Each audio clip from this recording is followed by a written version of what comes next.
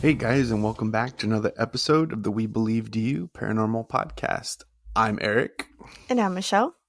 and today we have, I think it's going to be a fun episode. I think it's actually going to be like a little series because this is like part one, kind of, right? Yeah, well, why not?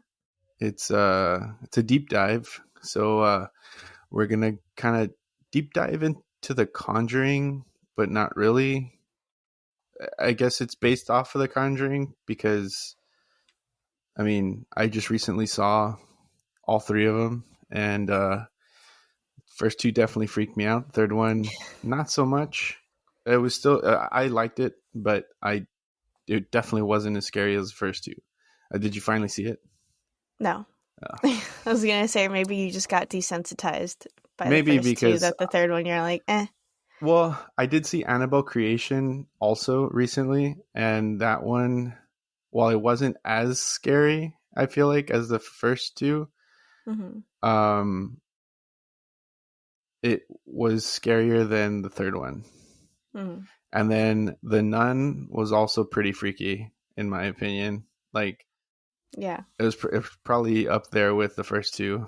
I just Yeah. think it's the Nun is fucking scary.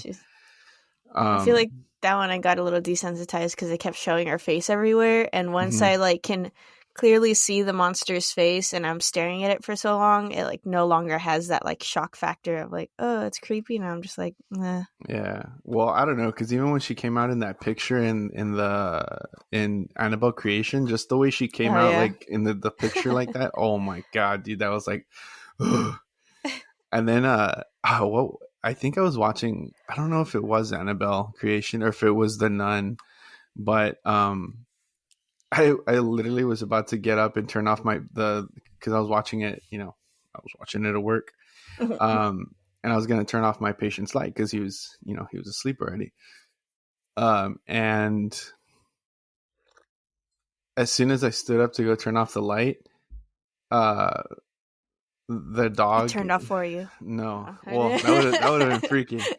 But the patient's dog, I guess the family's dog started barking like into the living room, and there's nothing in the Yeah. living room. And then I kind of peeked out, and I swear I want to just believe it was my imagination, but like I felt like somebody had walked past, and I just caught the like, you know how like if when somebody walks past and Yeah. you just Oh, see a no, foot yeah. past the corner. Yeah. I swear to you, I saw like a black shadowy like foot just passed into the living room, and I was like, okay, I'm not turning off the light yet, and I'm Yeah. gonna finish watching this movie, and then once I watch some YouTube videos and calm myself down, then I'll turn the light off. Yeah. So yeah, and That's then hilarious. I was super excited because I was like, cool, now I just need to watch La Llorona, and which is kind of in the universe, but not really. Mm-hmm. I mean, it is, but it just Ed and Lorraine Warren don't come out in that one. Yeah. Well, I guess they don't come out in the Annabelle Creation either, right? Um, and then I was like, okay, I just need to watch La Llorona, and I need to watch Annabelle and Annabelle Comes Home or something like that. Mm-hmm. And then I see like a Google search, like a Google thing, like a notification on my iPad saying that watch these movies before midnight because after midnight they're off of HBO Max. And I was like, wait, when is this for? So I was like super fast trying to get to it, and I think they ended up just leaving Conjuring 1 and 2 and Annabelle Creation, and they took everything else off. I was like, no. It's because they heard we were going to do this 3-parter, So we're talking about the Conjuring, the events that took place, and a little bit of background on the Warrens. Yeah, so the case that we're going to be going over today is the Perron family, which is what Conjuring 1 is all about. But before we get into that, we kind of want to just give you a semi-brief summary of like who the Warrens are in case you're like, who? But I feel like if you're into the paranormal, you got to know who these people are, right? Yeah, well, to be fair, the reason that I knew who Lorraine Warren was because of Paranormal State. Paranormal State, yeah, the Penn State Paranormal Group. So she would come out on that show, and I knew who she was because of that. I didn't know about her husband because I don't think, was he ever on the show? I I don't don't believe remember. I don't so. think No, so, I think right? it was just her. Just her. Yeah. So I know for sure I knew about her because of that. And then when the Conjuring movie started coming out and I heard the name, I was like, that name sounds familiar. And then I looked it up and I saw her and I was like, oh, hey, it's her. I was like, whoa. I thought, to be honest, I kind of thought that she wasn't really legit. Like it was just some Oh, lady that they got on there and stuff like that. But then like when I started seeing that and like I looked into it a little bit, I was like, oh, like she's like legit and she's, well, we'll talk about what her abilities are, I guess. yeah. Well, I don't know. Some people would agree with you, or not agree with you necessarily, but say that she's not legit. Yeah. There's a whole controversy with these guys as well. But so, who are Ed and Lorraine Warren? So the quick answer is Edward's a self-taught and self-professed demonologist. He's also an author and a lecturer. And Lorraine is a professed clairvoyant and light transmedium who worked closely with her husband. So they were a team. So the long answer, who are the Warrens? Ed Warren. He was born December 5th, 1926. He grew up in a house he believed was haunted. As a child, he recalled doors opening on their own and strange lights starting to form in his house. And when he was 5, he claimed he saw an apparition. It was a dot of light that grew until it became his family's landlady, who had died the year before. That's kind of creepy. My legs just got chills. In the book, The Demonologist, The Extraordinary Career of Ed and Lorraine Warren, Ed recalled that she was semi-transparent, wearing what looked like some sort of like a shroud, and then she vanished. So soon after, Ed was having dreams of dead relatives he had never met, including an aunt who had, or an aunt who had, who would, or an aunt, as Michelle Shut would say, up. including an aunt who would send his message about his future, telling him that he would help any priests, but never become a priest himself.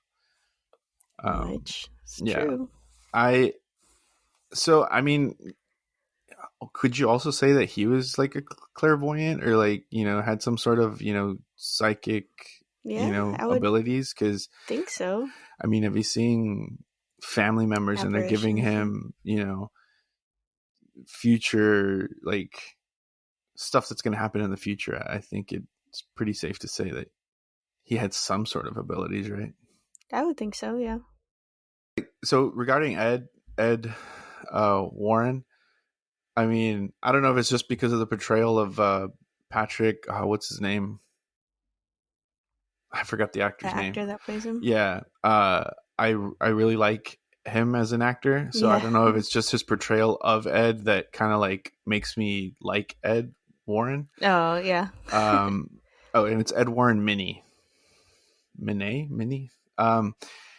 Anyway, so I saw somebody when the Conjuring 3 came out. When they were like when it was about to come out and stuff like that, I was on Facebook and I saw like an advertisement for it, and then a bunch of people were in there, and there was a lot of people like, obviously there was a lot of people defending the Warrens, and there was a lot of people talking shit on the Warrens, and I'm kind of like not necessarily neutral because obviously, I mean, I believe in this stuff, so you know they're kind of like pioneers, and they kind of were some of the first people to really start to, like, I guess, push this field and stuff, I feel like. Yeah.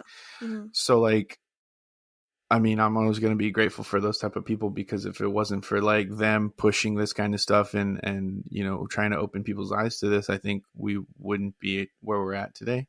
Yeah. So I know that, like you were mentioning earlier, there's a lot of controversy as far as like, were they legit, were they not legit? I personally feel that they were. So somebody mentioned, like, made a comment about like, oh, he's only a self-proclaimed demonologist, and I was like, well, yeah, dude, like, you can't go to fucking university to study to be a demonologist. I mean, it's not, you don't get a degree, you don't get some Yeah. paper that says, hey, I'm a demonologist now, or maybe there is, I mean, I don't know, maybe you go to the church and I you was about to say, I study. feel like it would have to be like going through the church and like becoming a priest in order to Hmm. like get into like the demonology stuff. But I don't know if there's like a certificate of Yeah, I which completed this course. yeah, which I mean, he like again, like like his family premonition type of his aunt Yeah. was the one who said that he would, you know, based off of like, I know the movies are an exaggeration, but he did become very close to the church, and they did confide certain things in him, and they would call them to certain cases, Hmm. you know, to be, I guess, a part of exorcisms as well, not necessarily perform them himself because he wasn't, again, an ordained priest, so he couldn't do those kinds of things. But, you know, he definitely studied enough to, um, you know, have a wealth of knowledge on the subject. You know what I mean? So, I mean, I guess it's, for me, it's safe to say, yeah, he's a demonologist. If he knows enough about it, and you know, then sure, why not call him a demonologist? Like, ologist, what means the study of, and Hmm. so Yeah. I demons, you know. mean, So when I saw that, I was just kind of like, like it's a stupid comment to make. Like, you know, like, where are you going to go to school for this shit? Like, no, just shut up. But again, and that was just me being defensive. I also wonder if like he was like the Zach Baggins before there was a Zach Baggins, in the sense Mm, that like everything was a demon, and yeah. maybe that's why, part of the problem, I guess. Maybe. But I mean, again, because like just again based off of the movies, like it's exaggerated. So I know in the first Conjuring, like the way you get introduced to them is they're debunking stuff, yeah, and they're not trying to prove that there's something. They're trying to like disprove, yeah, and you see them throughout the thing, and sometimes they get sent by the church to disprove that something, like to disprove what's going on there. And if they can't disprove it and they find actual proof, then that's when the church gets involved. So yeah, if that's really how things went down, then I can see where you could say that, because again, at that time, like, this was, I don't feel like this was something that was like super super like, understood. uh-huh. So whatever they were doing is just seen kind of like, dude, you're fucking crazy, you know what I Yeah. mean? I mean, But this is also me just playing devil's advocate. Like, I wonder right. if that's kind of, yeah. Hmm. But, And I I mean, mean, who's to say? Like, yeah, like we never knew them. You know, we don't know. We weren't alive during that time, so we don't know what kind of. I mean, it would be cool if they could, like, still. I mean, I don't know if they still have like photos or videos or recordings of any of their old investigations. they do on their website. Well, there you go. So, They have case files, and you can see pictures and get more information. Actually, some of this information that I have in this report that I did for us to read was from their website. So, and some of these pictures as well that I'll be posting on Instagram once this episode airs. and then I'll probably post a link to the website just so you guys can go check those out, because I know for another case, Michelle sent me an audio, or she sent me a YouTube link, and I was like, I had to make sure that I listened to that in an open Oh area my god, it during the day, wasn't because even that bad. well, But you know what? You'll have another opportunity to listen and put it into a link again, because it's going to be part 3 okay, no, or part 2. three or Sorry, part two, yeah, it'll be part 2. yeah. Oh God. All right. So, anyway, moving on to Lorraine Warren. I'll try and keep it a little short. She was born January 31st, 1927. She began to notice her clairvoyant abilities at a very young age, when she recalled her first experience around 9 years old. She remembered seeing auras around people, but assumed this was normal. That all changed though when she was 12 years old. It was Arbor Day at her all girls private school, and her classmates had planted a sapling. And as soon as they put the sapling in the ground, she saw it fully grown, like with leaves and blowing in the wind and everything. And then the nun asked her why she was staring up at the sky. Lorraine said, "I'm just looking up at the tree, or into the tree." And the nun was like, "Are you seeing the future?" And she just said, "Yes, I guess I am." So she was able to see the future. The tree all like just full of leaves Full. and like 20, 30 feet tall kind of thing. So yeah. And then So fast forward, Ed entered the Navy on his 17th birthday, and then a few months later, the ship Ed was on actually collided with an oil tanker in the North Atlantic. Jeez. Yeah, and a fire erupted, obviously, and all of the men on the ship had to jump overboard. And so Ed's in this icy water, like trying to stay afloat and survive, and he prayed for help, and he was rescued. And after that experience, he returned home and asked Lorraine to marry him, and they got married in 1945. And I'm just like, does Carlos have to have like a near death experience? Is that what needs to happen so that I can get a proposal? But anyway, he doesn't listen to the podcast, so I can say that. And then on January 11th, 1946, they gave birth to their daughter named Judy Warren. Watch this be like the only episode that he listens to. Listens, he's not going to. And if he did, it's not the first time he's heard me joke like that. So he'd be like, okay, I get it. Just real quick, going back to the whole nun thing, like I'm surprised the nun, or maybe she did, but like I'm surprised the nun wasn't like, getting after her rather than asking her, "Are you seeing the future?" Like telling her you're crazy or don't, because I feel like a lot of really religious people see like psychics as a negative thing. You know what I mean? Like nobody's supposed to be able to see the future, even though the whole Bible is prophets who spoke to God. All and psychics? What? Yeah. So yeah. Fucking go figure. Yeah. No, I mean, it could just be that the nun was just like, this little child has no idea what they're like talking nonsense kind of thing, and just blew it off. Yeah. But, true. I don't know. So then, I guess after they were married, right? A few years, Ed and Lorraine Warren founded the New England Society for Psychic Research. And that was in 1952 to document their cases. They also created the Occult Museum, a space in their Monroe, Connecticut home, which adjoined Ed's office to the house haunted objects and the files and tapes from their investigations. Today, the Nesper is run by Warren's daughter, Judy, and son-in-law, Tony Spera. That's kind of crazy. Nesper it's off limits now, though. Oh, I was just going to say that Nesper and Spera are like almost an anagram, but it's not because it's the A. Anyway. No A. And it's a website. Sorry. And it's a website keeps a log of some of the cases the Warrens investigated, including that of an alleged werewolf. What? Yeah. Oh, we'll have to talk the about case. That later. Okay, including that of an alleged werewolf and the infamous possessed doll Annabelle, which does not look like Chucky. It looks like a. Oh, you know what? I'm gonna ask my wife if I can post a picture of her and her brother. They had a Raggedy Ann and a Raggedy Andy doll, and that's exactly the doll that Annabelle was.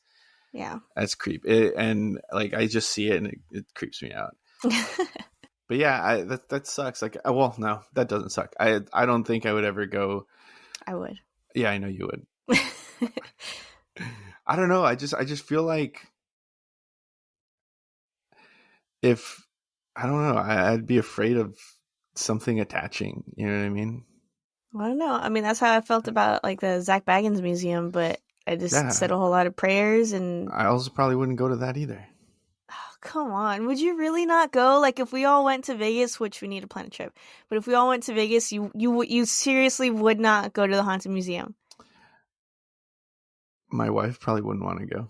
I don't care. Carlos already said he wouldn't go again. So did it creep him out? And me.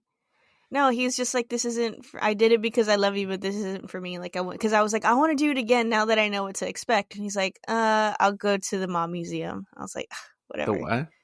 The Mob Museum, like the mob. Oh, the mob. But about probably get attachments there too. Probably. You know what I would recommend you don't go to is the Museum of Death. That was a mistake. That was a horrible. That was far worse than anything I felt at the Zach Baggins Museum. I will say that. Yeah, like just going off on a little tangent, but sticking to that like area of topic or whatever, that topic. My brother-in-law went to Guanajuato with his wife and a friend and the girlfriend, and they visited this area where they have mummies. Right? So So they were talking to me. They were talking to us about their stuff, their time there, and stuff like that. And uh, his wife was talking about how there was one night that he just like woke up, like freaked out, and like I guess running to the door or something like that. But I guess he was sleepwalking. Hmm. And then like I guess he woke up and realized that he was out of bed, and then he went back to bed. And then I asked him, I was like, was this after the Mummy tour that you did? And he goes, you know what? Yeah, it was. And I was like, there's something there. Oh my gosh. So yeah, Well, that was just, I was perfectly fine after the Zach Baggins Museum. And I even got a little white feather literally falling from the sky and landed in my hand. So I knew that I was safe. Just throwing that out there. All right, so real quick before we continue, I just wanted to talk about not really talk about, but mention some of the famous cases that Ed and Lorraine Warren did, because a lot of them got turned into movies too. So, I forgot how to pronounce this. Sneckater? Sneckater. So you got the Sneckater house, so that was Haunting in Connecticut, and I actually learned about this case from the show A Haunting, and it was in Connecticut, and that one was creepy. So I would actually love to do a deep dive on this one at some point, because this one was very interesting. Did they come out in that? Did they come out in that movie at all? Like their characters, or was that just something completely separate? Well, there did end up being a movie called like A Haunting in Connecticut, but the TV show, it was, it was all like recreation or whatever, or what is it? Yeah. Reenactment. Okay. Reenactments, yeah. But I've heard this case so many times after that I've seen, they've done interviews and stuff. Mm-hmm. And then the Perron family, who we're going to be discussing today, they also did the Enfield Poltergeist, which is we talked about in one of our previous episodes briefly, but we're going to be deep diving into that next month. Annabelle doll, of course, which is my worst nightmare, and the Smurl haunting, and then the South End werewolf, which is interesting, and I would like to cover that too. And then, of course, the one that everybody knows is the Amityville case. So, which I think they also discussed in. I think it was the second one. They were in the house or something. They were doing something in the house, I think, before they went to the. Yeah. So, I'm interested to know about the werewolf. Definitely. Because I don't think I've heard of that one. Obviously, the Amityville case is super famous. Everybody knows that. It's different. The actual case is different from the movie. Are you asking me or telling me? I'm telling you, right? Or, well, I guess I'm asking you. Because I think in the movie, it's the father that, like, he either kills his family or he tries to kill the family or something. Well, because the original murder was the father, and then right after that, it was the son that ended up killing everybody. Not the son of the first family. Like another family moves in, and then he also gets possessed by the. Because I think the original case was like the son goes in there and kills like all the brothers and sisters and the mom and dad and stuff like that. Yeah. Okay, so the Perron family. Mom was Carolyn, dad was Roger, and then they had 5 daughters. So these are their names, oldest to youngest. He had Andrea, Nancy, Christine, Cindy, and April. And Roger and his wife, Carolyn, purchased the home in the winter of 1970, and his neighbors allegedly advised them that they best leave their lights on at night. The reason behind that was, like, they never said why, and I was just like, thought about what we always say, like, why do neighbors have to, and landlords have to, like, say, like, oh yeah, like, those aliens, you'll see them, like, those aliens, you'll see them eventually, or like, yeah. Well, so, like, the landlords, I get it, they're trying to, get the house rented out, but the neighbors, come on, guys, you can let me know funny. Before I decide to make the decision, before I make the decision to to purchase or whatever. Yeah, so unfortunately, the neighbor said that, but they ended up moving into their house in January of 1971, and it was a 14-bedroom farmhouse in Harrison, Rhode Island, where Carolyn, Roger, and their 5 daughters began to notice strange things happening almost immediately after they moved in. Also, guys, keep in mind that we also talked about, poltergeist activity and how girls are more susceptible to or having like stronger abilities to project like poltergeist abilities. So, I mean, I don't think that was the case in this situation, but 5 daughters, you know, I mean, yeah. good possibility. Anyway, uh, so it started off small. Carolyn would notice that the broom went missing or seemed to move around on its own. She would hear the sound of something scraping against the kettle in the kitchen when no one was in there. She'd find small piles of dirt in the center of a newly cleaned kitchen floor. Were they helping or were they just messing around? I don't know. It sounds like they were just helping out. That's Yeah. what I'm going to go with. It's like, was it new dirt or was it dirt that they like, True. here, let me help you with that? I was thinking of a meme. Anyway, the girls began to notice spirits around the house, but they seemed harmless at first. The children believed that the ghosts that were obviously walking around their house were kind and benevolent. The spirits served as playmates and even babysitters. Right? Yeah. And the children supposedly enjoyed their company. The girls even claimed that the ghosts tucked them in at night and kissed them on their forehead. What the fuck? Like, Yeah, just wait. It's great. Like, I love this Cynthia, next quote. Cynthia said, when we first moved into the house for the first 2 months, there was a woman that came in and kissed me every night on the forehead, and I thought it was my mother. Andrea, her older sister, said, Mom smelled like ivory soap, and the spirit smelled like flowers and the fruit. There were a few, however, that were angry. She smelled like flowers and fruit, and there was a few that were angry. Apparently, there was a lot of ghosts in this place. Yeah. So, this is why. Carolyn allegedly researched the history of the home and discovered that it had been in the same family for 8 generations, and the family lived and died in the house prior to their arrival. Some of them never left, apparently. The Black Book of Burrville, the town's former public records book, reveals that over the course of its existence, the property had been host to, trigger warning, because there's some not so great things that I'm about to talk about. So fast forward like 5 seconds. There's 2 suicides by hanging, 1 suicide by poison, the rape and murder of an 11-year-old girl by a farmhand, 2 drownings, and a passing of 4 men who froze to death, in addition to other tragic losses of life. So that might explain why there were so many ghosts.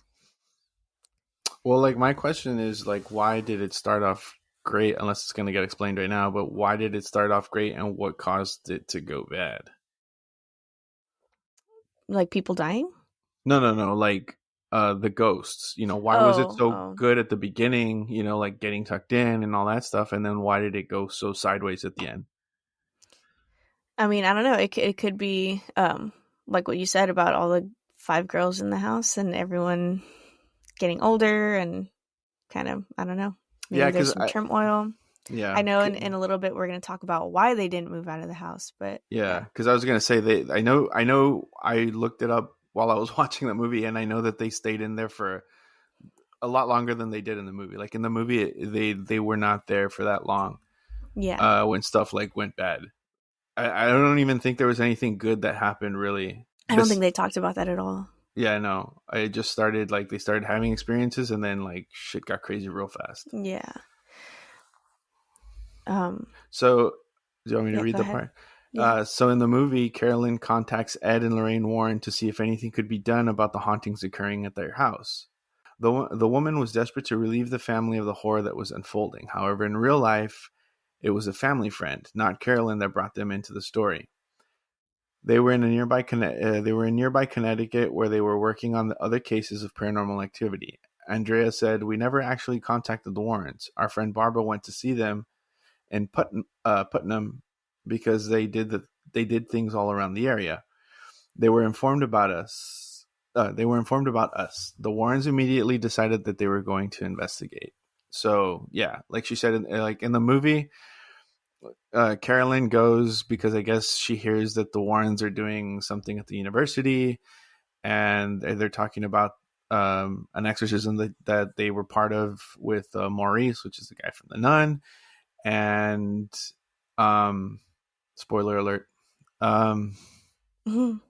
and yeah, so that's what happens. And again, this is because stuff started getting kind of crazy. I think maybe the little girl, no, she didn't. She wasn't playing with the ghost. The ghost just started like doing stuff. The little boy ghost, and started freaking her out. And then like stuff started getting kind of crazy because I think one of the older girls started experiencing stuff and getting like pulled and stuff like that. So Mhm. that's when she went. But I guess in real life, it was a friend that went to go seek them out.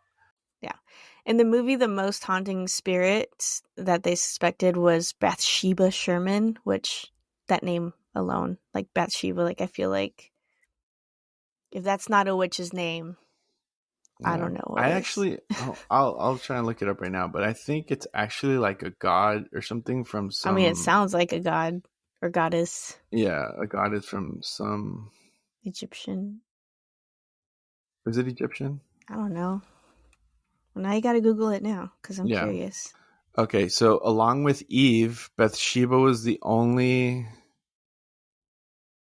wife of Uriah the Hittite and later of David, according to the Hebrew Bible. She is most known for the biblical narrative in which she was summoned by King David, who had seen her bathing and lusted after her. She was the mother of Solomon, who succeeded David as king, making her the queen mother. So she was notably some like a notable figure, I guess, in the Bible in biblical stories. Thank you because that was going to bug me until after we recorded so I could look it up. But that was the spirit that they kind of suspected to be the meanest of them all, I guess. So she was born Bathsheba. I'm gonna kind of go into a little bit of history of who she was and why she may have been the way she was as a ghost. Mm-hmm. She was born Bathsheba Thayer in Rhode Island in 1812, and she married Judson Sherman in Thompson, Connecticut on March 10th, 1844. Bathsheba filled the role of the housewife while her husband, Judson, worked as a farmer on their land.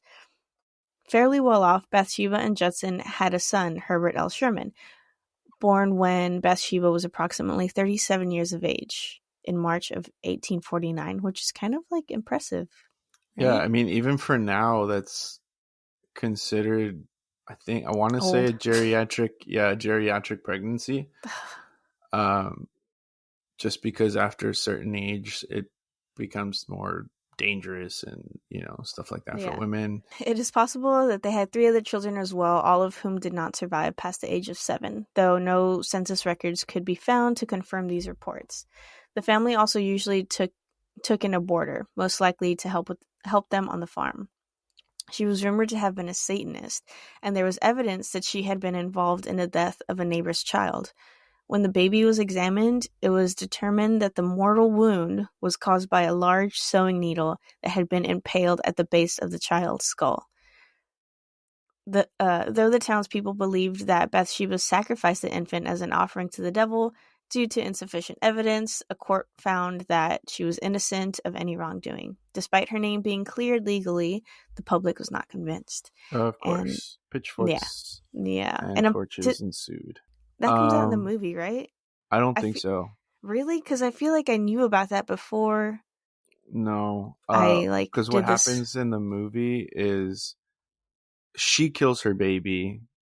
Oh, She sacrifices a baby. I think like by the tree. by the no by the I think a fireplace in the house, Oh, and the husband walks in and sees her sacrificing the baby, and then she runs out and hangs herself to finish like the ritual, curse or whatever. whatever. Yeah, to Oh, be with Satan or something like that. hmm. And I think before she hangs herself, she like curses everybody who wants to take Lives her in there. land, Got it. because I think they had like so many acres, and then afterwards it gets divided up and different people take different parts of the land, and that's when everybody starts dying, which I guess would be I guess Oh, those deaths that are supposedly in that black book.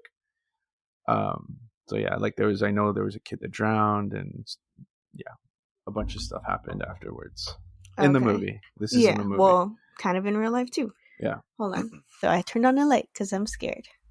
yeah.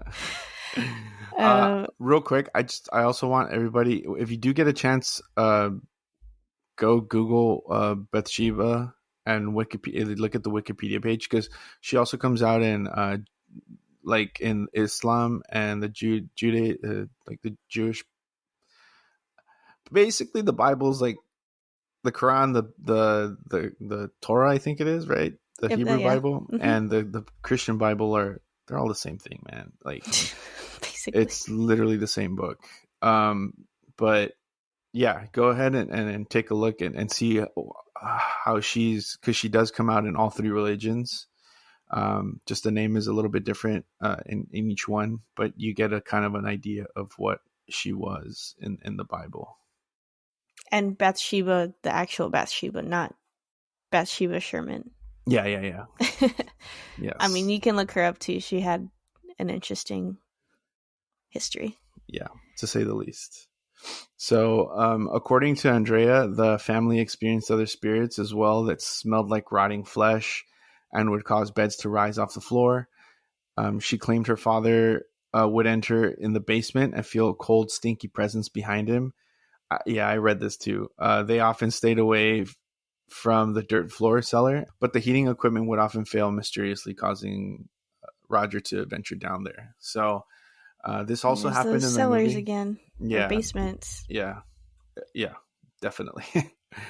uh, that also happens in the movie, and the weird thing is, in the movie, I don't know if this happened in real life. In the movie, the cellar was boarded up, like it was, yeah, it was boarded up, closed up, and I think one of the girls goes to hide in the closet and drops something or bumps it or something like that, and the door opens up, and that's when they start going down there. I was like, you done fucked up now, because it seemed like when that happened is when all the crap started to happen in the Yeah. house. But yeah, so they started to get a lot of stinkiness in the house. Well, I mean, those are those other spirits. Yeah, but again, I Chilling. wish they would. I don't know if it says like when or why that started. If it's So, over the 10 years that the family lived in the house, the Warrens made multiple trips to investigate. At one point, Lauren conducted a seance to attempt to contact the spirits that were possessing the family. And during the seance, Carolyn Perron, which is the. mom. Oh, yeah, that's right. The Carolyn, the mom, became possessed, speaking in tongues and rising from the ground in her chair. Andrea claims to have secretly witnessed the seance, and she said, I thought I was going to pass out. My mother began to speak a language not of this world in a voice not of her own. Her chair levitated, and she was thrown across the room. That happened in the movie, right?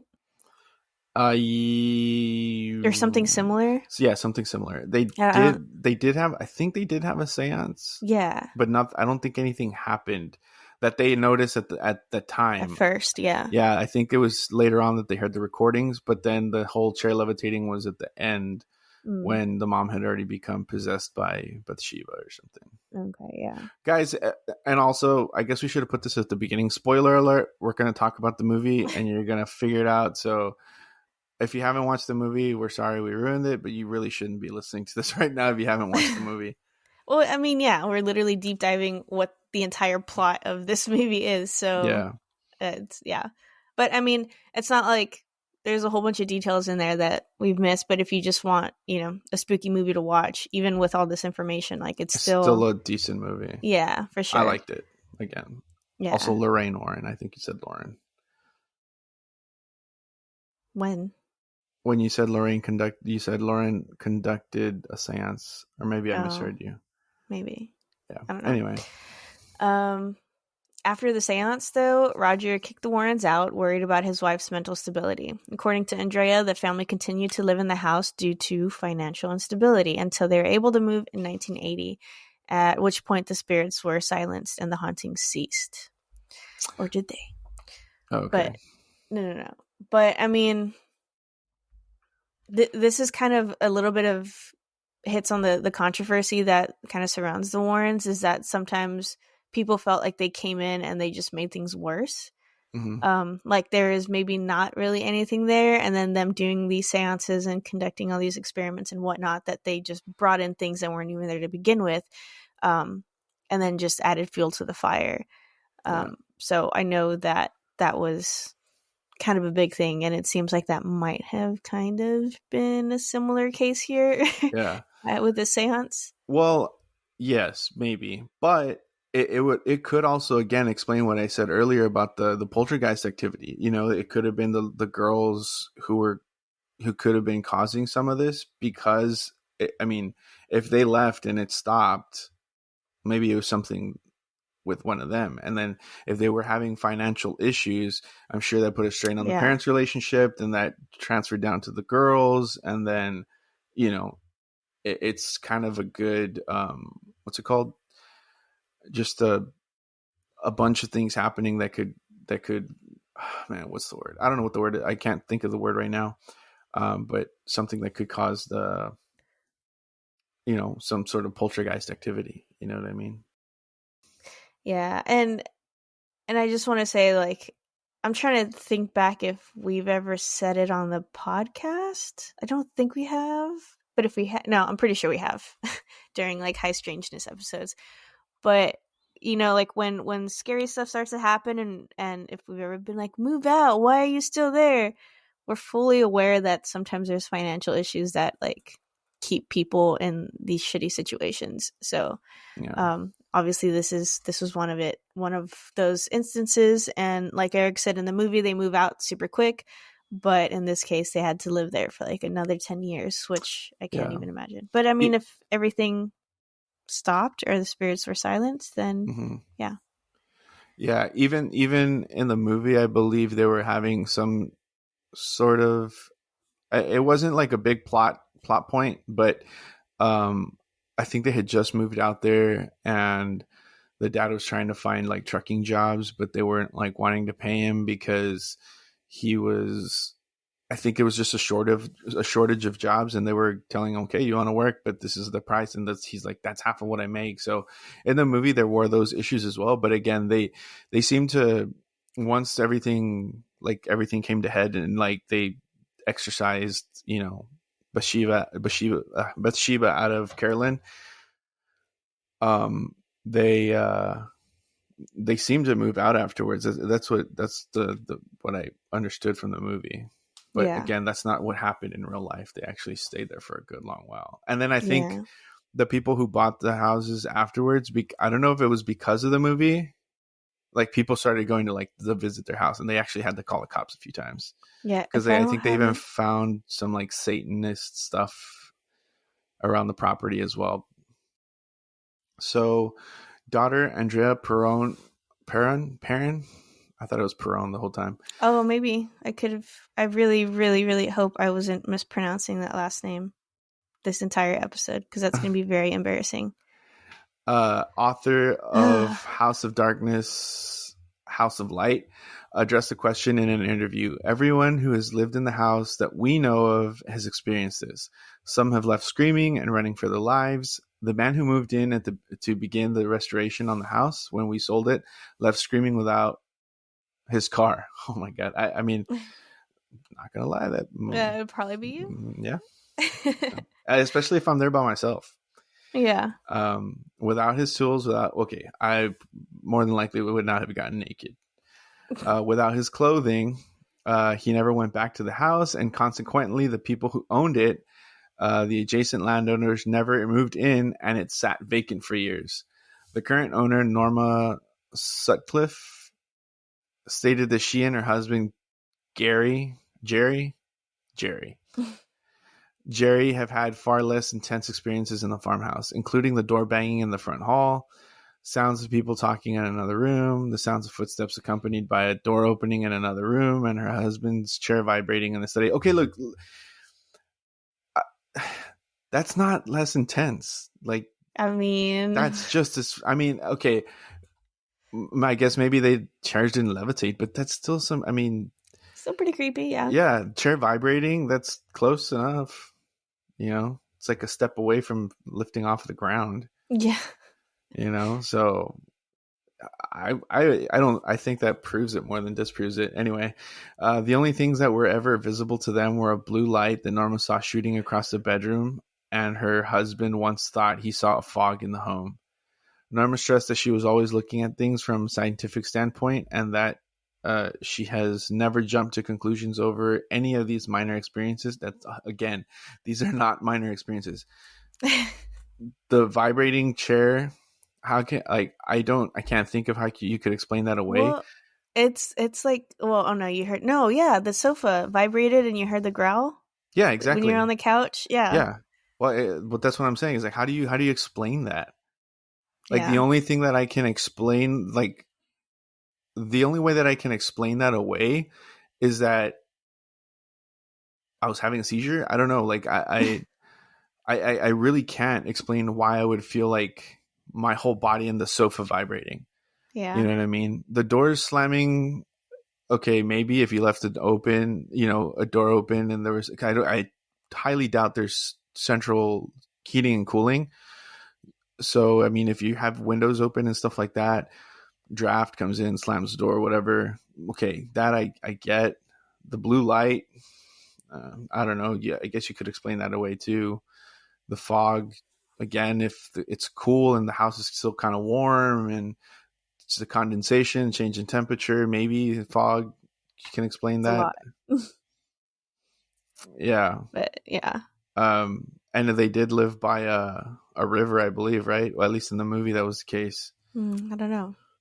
Um, but yeah, for me, the vibrating chair is, as I like give explanations for everything that happened. But the vibrating chair, I don't have anything for you. Anyway, since the movie's release, Norma has endured an ongoing barrage of trespassers and onlookers. To fight back, she spent months gathering evidence to disprove both Andrea Perron's story and the movie.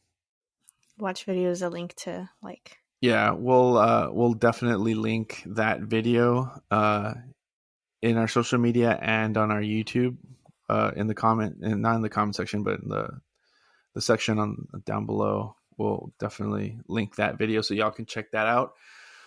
I haven't seen Well, it. yeah, I didn't watch it either, but I mean, I could kind of give you a little, because I didn't put it in this report, but like I have it pulled up here. Mm-hmm. I guess the 10 times Ed and Lorraine Warren were found as frauds from Ranker.com. Mm-hmm. So it says in the case, this case was based off, the hit 2013 film The Conjuring, though the Annabelle doll was related to a separate case. While certain events depicted in the film were exaggerated for the purpose of spectacle, which, I mean, yeah, of course, Yeah. Lorraine Warren and one of the daughters, Andrea Perron, or how did you pronounce it? Perron, I think that's what Perron. it was. Both insist it was mostly accurate to real life events.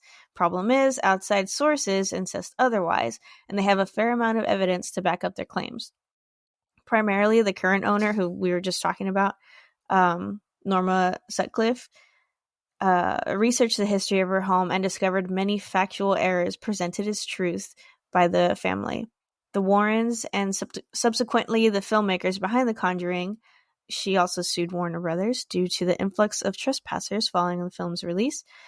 Sutcliffe produced a video, which again we were just mentioning, detailing her research with alleges, among other things, that the witch featured in the film, Bathsheba Sherman, was anything but, and that any satanic worship, infant sacrifices, or general witchery was pure fabrication.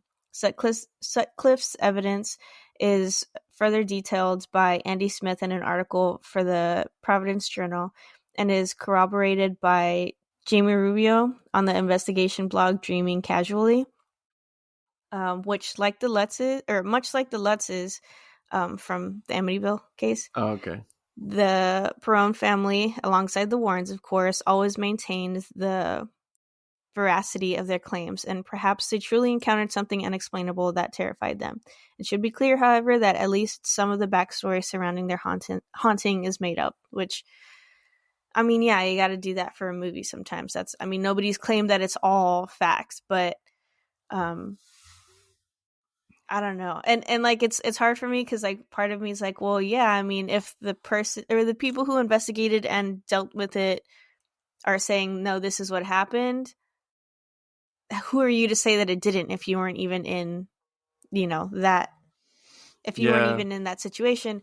But I know that there's also that flip side of like, well, they're trying to make money, so of course they're going to corroborate their stories and make sure that everything is like, yeah, everything happened. So it kind of goes back to what Tom said. Like, if you weren't there, you're always going to be able to say, well, how do I it know didn't that's happen. real? You know what I Yeah. mean?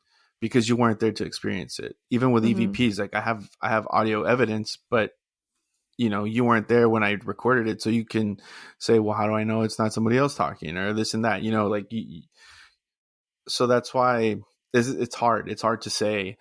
Um, and the other thing too is like there's a lot of people out there who hear based on a true story and they think, oh, this is fact. It's This all is this is facts. yeah, Yeah. because that literally happened in one of the Facebook comments. Somebody was like, they said something stupid along those lines of like, this is based on a true story and this and that, blah blah blah. I'm like, ma'am, it's based on a true story. That just means that they got a true story. They got some facts from it, and then they built a story off of those facts. Mm-hmm. You know what I mean? So that's the other issue. Like, and maybe that's why people are going to the house. And I mean, you can't really blame Warner Brothers for that. And I would be surprised if she actually won the lawsuit. Do you know if she did? I have no idea. I feel I like would, probably not. yeah, I would be surprised if she did because, like, I mean, if they put that like based on a true story, like, what are you going to sue them for making up a story about a house that exists, but they said that stuff was changed. You know what I But mean? it's yeah, and like I guess what bugs like it's not a documentary. Like it's a Exactly. movie. Like Hmm. documentary, like yeah, okay, that has to be more legit. Like check your facts or whatever. But not saying that documentaries don't lie, but for the most part, it's you're trying to get those facts, and that's what you're putting into the. I don't even want to call it a movie, but you know what I mean. Yeah, Versus for a movie, it's like yeah, of your course it's film. made up. Yeah, Yeah. So I don't know. I'm more inclined to believe the Warrens, and I get it. Like, I get why she would want to do that and disprove them just because she wants to live it, in peace and not have to deal with all these crazies going on to her property. yeah. And can I just say that if you know of like a haunted place or whatever that somebody's living in, like leave them the fuck alone. Like what kind of weirdo like asshole goes to these places to go visit and like conjure up some spirit because you're like, no, dude, what are you doing? Like I don't know. That's just That's don't do that. irresponsible. Yeah, don't do that. It's Go just, find yeah, an abandoned house somewhere. Don't do like it Michelle where said. somebody's living. Yeah, like Michelle said, that's an asshole move, dude. Like, you're gonna go to somebody's house to try and conjure shit up. Like, what the fuck's your problem? Like, Try yeah, that you shit. don't Try have to that shit live in there. Texas. Try that Try shit. that Yeah, shit in Texas. You will get shot. and she's not lying. I'm not. I'm not exaggerating either. I mean, Yeah, especially in like an area like that rural. where it's a rural area, like what I was talking about with my wife's uncle. Like, in a place like that, like that literally. I'm not saying it's not haunted that I know of. Um, but that's the kind of like place that I imagine this house being in. And if you step foot on somebody's property, oof, Shoot now, ask it's questions later. and they have the right to in Yeah. Texas to shoot you on site if you're on their property, and if it's private property, don't have to ask you why you're on there. They can just pull the trigger. So don't do that in Texas. Don't do that anywhere, Don't do really. that anyway. Don't do that anywhere. Just don't be an asshole. Don't be that person. You know, because then if you do get shot, you're gonna be wondering why. Um, and also you could ruin somebody's life. Like, seriously, it's hmm just don't do it. But That was The The Conjuring Conjuring, one, the first one, aka the the Perron Peroni family. family, Was it Perron family. really? I think it Can we is. like? Can we like clarify? Figure it out. Yeah, Let me hold on. see. I found It says Perron. Perron. Perron. Perron. Perron. Okay, YouTube, I got it. Oh, is that YouTube? Yeah. Let's see, there's another one. Let's see. Pronouncenames.com. Perron.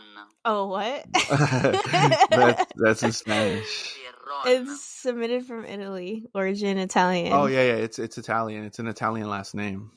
But that's why I'm like I think in the movie they were saying Perron Oh, because that would be like the American way.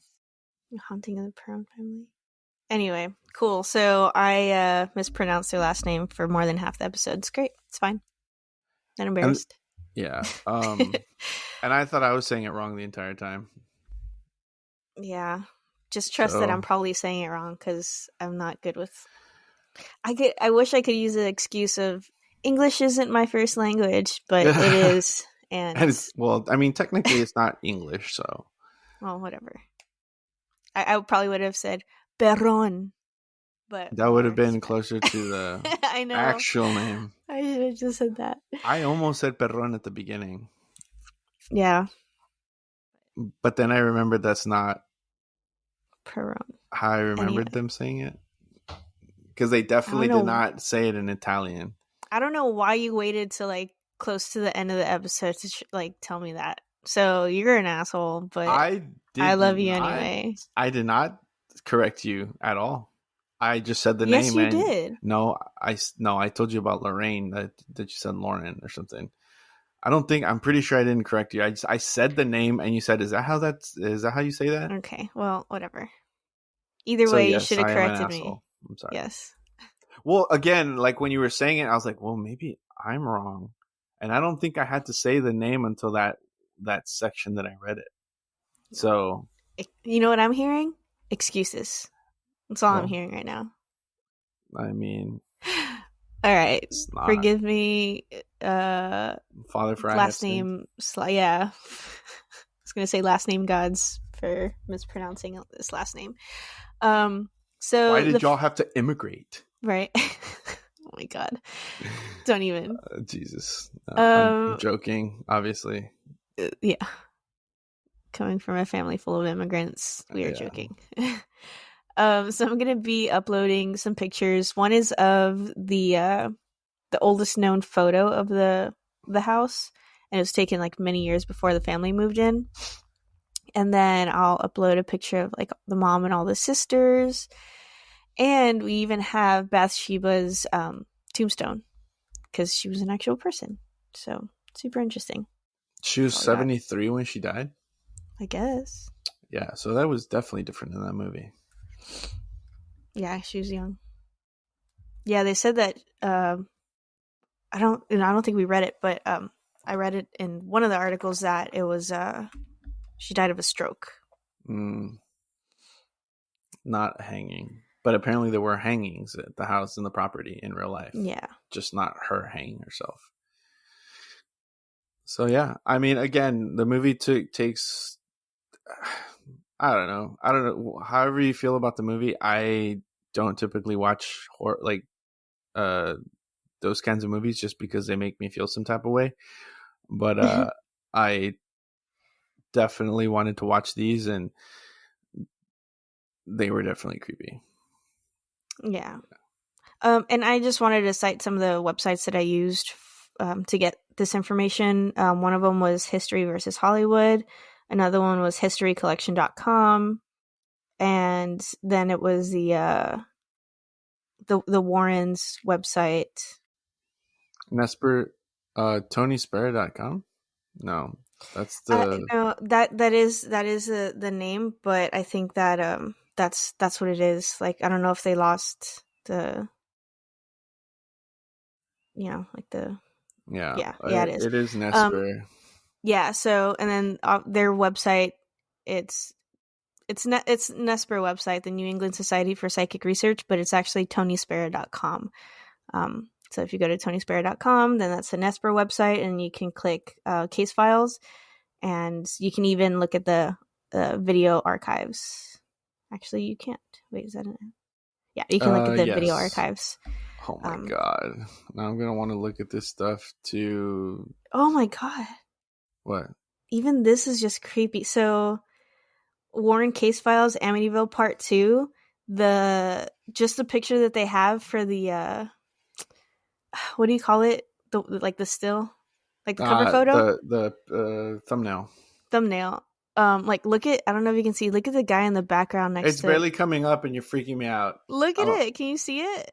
Not yet. Like it's next barely to loading in. I'm gonna spritz But I'm holy showing water. it to you. Oh, I'm showing it to you. Oh, you are? Oh, sorry. Yeah, Oh, there look. it is. Oh, dude, it just popped up on my computer. Like, what is that? I have to screenshot that and like share that too. I don't know who that is, but he freaks me out. Yeah, he's a demon. He's a demon. Anyway, guys, yeah, it's now I'm gonna want to watch this at work, and I'm gonna freak myself out. And all right, guys. Well, yeah, that was. I just found a new website to check out. Oh, look, there's even a video of the tour of the Nespero Museum. So because it's close to the public, I believe that they're working on getting it open to the public again. So that would be fun to go check out at some point. Why did they close it? I think it was like a mostly for repairs thing. Oh, and okay. I think the pandemic, I don't want to talk like I know, because I don't remember. And there was also a report recently that Annabelle had actually escaped. Oh my god, that was hilarious. And then they had to be like, she did not escape, she's still in the box. Like, no one panic, it's fine. Yeah. That's crazy. They made so many memes, like Annabelle partying, Annabelle in like Las Vegas, Annabelle in Cancun. That was good. Or Cancun. Good times. Right. It would not be good times if you found her in your bed. Nope. Definitely not. But so yeah, guys, that's our part 1 of The Conjuring. This is the first case, I guess, the case that was discussed in the first movie. Part 2 will be the Enfield Poltergeist. Yeah. Enfield Poltergeist. That one is also very interesting, to say the least. I like that one. But yeah, guys, so like that was part 1. Part 2 will be coming next month, and then part 3 in 2 months. Looking forward to those. I know Michelle said she's excited to do the Enfield one. She showed me a recording of one of the girls, and yeah, it's gonna be fun. We'll definitely link that when it comes out to our social medias, and like I said, in the YouTube the section on the bottom. If you guys want to send us any topic ideas, we'd be happy to receive those and cover them after this little series, I guess. And if you want to be interviewed, you can go ahead and go to our website. That's webelievedyou.com, and you can go to the contact section and let us know, hey, I want to be interviewed. You can also listen to our stuff on there. You can click, you have links on there to go to the different areas where you can hear our podcast, Spotify, Apple Podcasts, and then you can get all our social medias on there as well. And don't forget to send us your stories so that we can share them on our Stories of High Strangeness. We want to hear from you guys because we believe. Do you?